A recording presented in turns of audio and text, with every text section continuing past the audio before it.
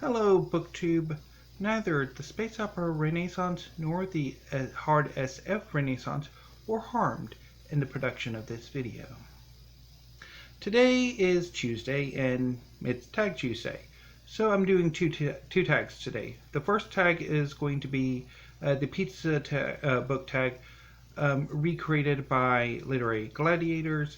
It's an adaptation of a tag originally created by Las Partes de la Literatura, and I will leave a link to his channel down below. He is a Mexican booktuber, and I will leave a link to both part 1 and part 2 of Literary Gladiators pizza tag, because the whole crew's doing the tag and it's broken up into 2 parts. Okay, let's get on to the questions. Number 1, cheese. A simple work that possesses much more depth to it. For this, I'm going to go with The Master of Go by Yasunari Kawabata. On the surface, The Master of Go is the story of a retirement Go match between a seasoned Master of Go and an up-and-coming young challenger. But behind that conflict lies meditation on tradition, on the uncertainty of innovation, on new ways of doing things, and ultimately this is a fantastic book, one of my favorite books by Kawabata. Question number 2, Pepperoni.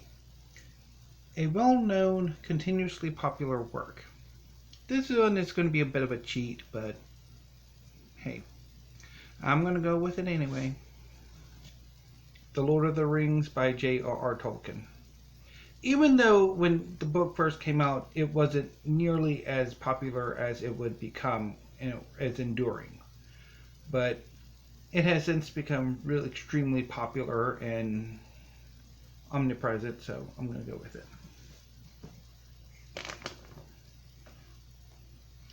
Question number 3, Mushroom. A textbook you found engaging. For this, I'm going to go with the only textbook I still have, The Critical Tradition, edited by David Richter. I had this textbook for my first literary theory class, and I found the book, particularly the later parts where the book deals with 20th century literary theory, to be incredibly engaging. In fact, I'm thinking of maybe, depending what the prompts are for Nonfiction November, I might actually try to make a point to read the whole of the book in November, or at least at some point. I think I would like to try to read the whole of The Critical Tradition. Anyway, question number 4, Sausage. A literary work that has just the right dose of a particular genre. For this, I'm going to go with An Arrow's Flight by Merlis. This is a modernization of the final battles of the Trojan War, starring Pyrrhus or Neoptolemus, the son of Achilles, who led the Greeks in the final assault on Troy, and it's a modernized version. So there's bits of fantasy, bits of myth retelling. Number 5, Extra Cheese. A work that was longer than it needed to be. You know this is coming.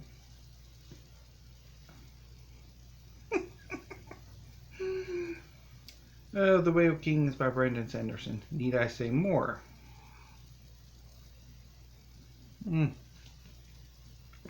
I could also probably have gone with Game of Thrones, but I would say probably the later Game of Thrones books, or Song of Ice and Fire books, Feast for Crows and Dance with Dragons probably definitely should be seriously edited, but definitely, yeah, there's no reason why a the first book in a 10-book series really needs to be 1,200 pages. Prompt number 6. Garden. Favorite literary vegetarian writer or character? For this, I'm going to go with Poison Ivy. I think she's a vegetarian, even though being the kind of eco-terrorist she is, yeah, you would think she wouldn't eat plants. But anyway. But usually those kind of plant-obsessed villains are actually vegetarian, so no issue. But it's Poison Ivy. Batman villain, if you don't know. Number 7. Grandma. A work that makes you think of your grandparents. This one was tough, because I really don't have anything that really fits the bill. So I was thinking a bit about punting it, but I'm going to go with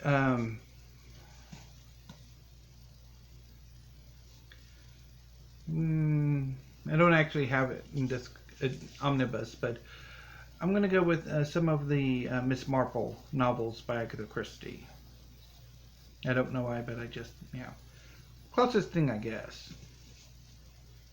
Or, yeah. So we'll just go with that. Prompt number 8. Hawaiian. A work with a tropical atmosphere.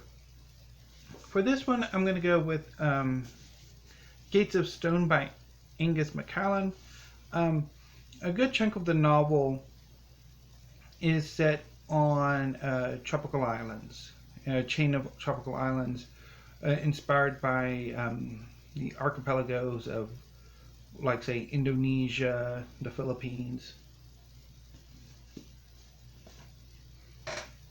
And 9. Anchovy.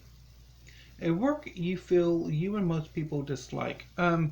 This one I am going to punt on. I really don't have anything here that would probably I dislike, but a whole lot of people like, or some people dislike and I like, so I'm going to punt on this one. Number 10, Stuffed Crust. A work that grabbed your attention at first sight. This one, I'm going to go with Charming Billy by Alice McDermott. About 3 years ago, I was in a literary slump, and for some reason, let me see if we can get a better shot of this cover. There we go. I picked this book up for, I don't know why. I guess it appealed to me at the library, because I checked it out from the library, and I've just recently added it to my collection. But something about the book just called to me, and I read it and loved it. So, yeah. It's about, let's see here, it's been a while since I've read it. So, Billy Lynch, who recently died, and it's a long look at his life. And that is really, really good. Okay, and number 11. Best of the best. What is your favorite kind of pizza? Pepperoni, without question. It is pepperoni. And number 12, Pizza Party. Who do you tag? So if you would like to do this tag, please consider yourselves tagged. Anyway, so that was the pizza tag. Thank you, BookTube. Have a great afternoon, and hopefully you all stay safe.